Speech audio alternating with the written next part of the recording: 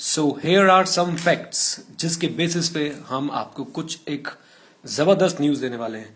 Fact number 1, 2013 में around 1,73,000 students appear for CAT common admission test, जो जिस exam के बेसिस पे आपकी आईएम्स में एंट्री होती है। Fact number 2, out of this 1,73,000, 95,000 students scored a 0 or negative mark. Fact number 3, cut off. IIMs की कट ऑफ, आईएम्स की जो कट ऑफ होती है वो आपको, वैसे तो आईएम्स डिक्लेयर करता नहीं है, बट हाँ क्योंकि वो एक पब्लिक नॉलेज है, तो जैसा कि आप सब जानते हैं India is a democratic country, तो हम लोग आरटीआई के थ्रू उसके बारे में पता लगा सकते हैं। एक भले मानस ने, जिसका नाम है दीपक मेहता, आरटीआई फाइल करी और आरटीआई फाइल करके आईएम्स की कट ऑफ निकलवा ली। तो आईएम्स की करंट ईयर की कट ऑफ, यानी जो 2013-15 का बैच था, उसकी कट ऑफ कुछ ऐसे थी।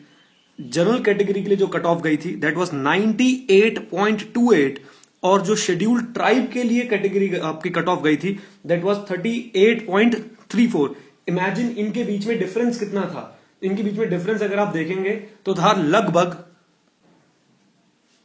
59.94। इतना परसेंट का डिफरेंस है, इतनी परसेंटाइल का डिफरेंस है एक जनरल बंदे में और एक शेड्यूल्ड ट्राइब बंदे में। देखने वाली बात यह है कि इसका मतलब क्या हुआ।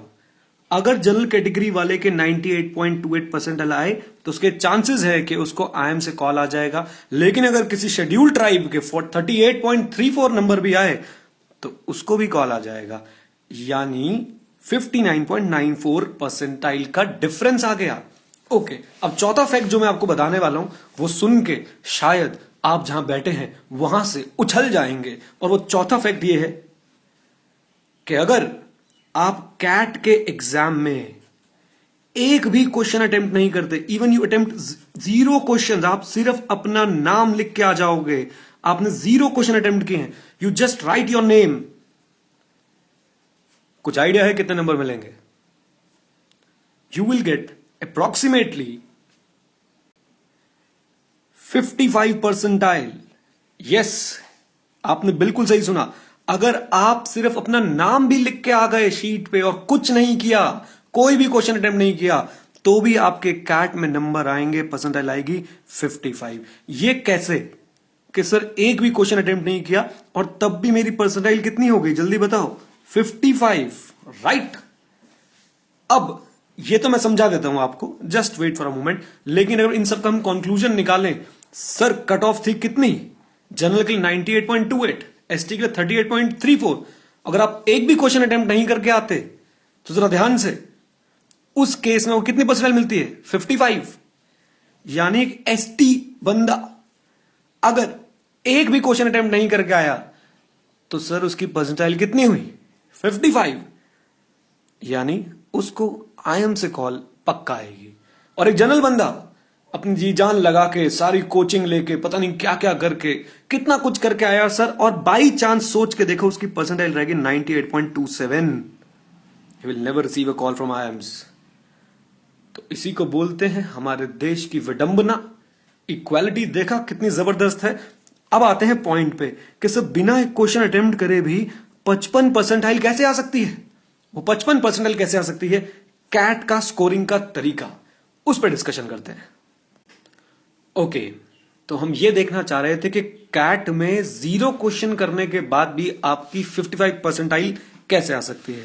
तो शुरुआत करते हैं सर हम एक फोटोग्राफ के साथ, और ये है वो फोटोग्राफ। एक्चुअली में ये एक कॉमन एडमिशन टेस्ट का स्कोर कार्ड है। जरा आप ध्यान से देखें, नेम ऑफ द कैंडिडेट छुपाया गया है ताकि कोई देख ना पाए कि ये कौन थे भाई साहब।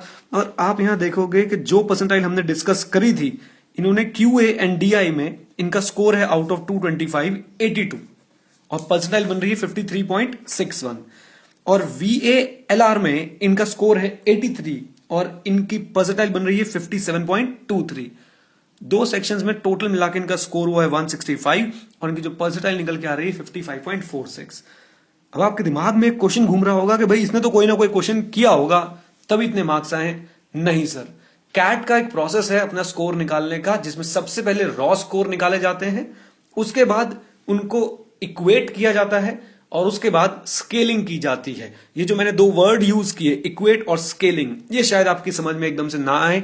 These are some technical terms, statistical process है। हाँ, अगर आप बोलो कि आपको इस बंदे से मैं मिला दूं तो वो मैं जरूर कर सकता हूं आपके लिए। चलते हैं और जरा मिलते हैं इस व्यक्ति से कि ये व्यक्ति है कौन।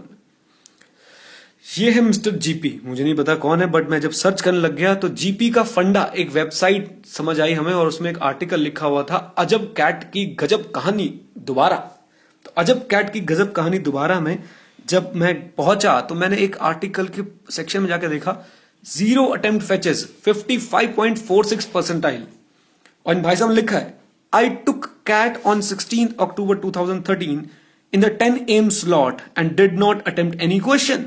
और जो मार्कशीट अभी हम देख रहे थे, सेक्शन 1 में 53.61, सेक्शन 2 में 57.23 और ओवरऑल सेक्शन में 55.46, ये इन्हीं भाई साहब की मार्कशीट है। और यहां पे इन्होंने एक लाइन भी लिखी हुई है, as I have confirmed earlier on Facebook the CAT score card doing the rounds with the above score is mine.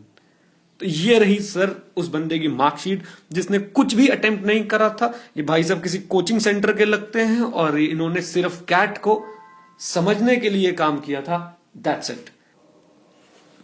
So I hope आपको ये जितने फैक्ट्स आपको बताए गए, इनसे आपको पता चला कि अगर आप शेड्यूल ट्राइब नहीं है तो आईएम्स में जाना बड़ा मुश्किल है, लेकिन अगर आप शेड्यूल ट्राइब है तो सिर्फ पेपर ब्लैंक छोड़ के आ जाओ और आईएम से कॉल आ जाएगी। तो अब क्या करना है सोच लो, अवेयरनेस फैलाओ, लोगों के साथ शेयर करो और कोशिश करते हैं इस सिचुएशन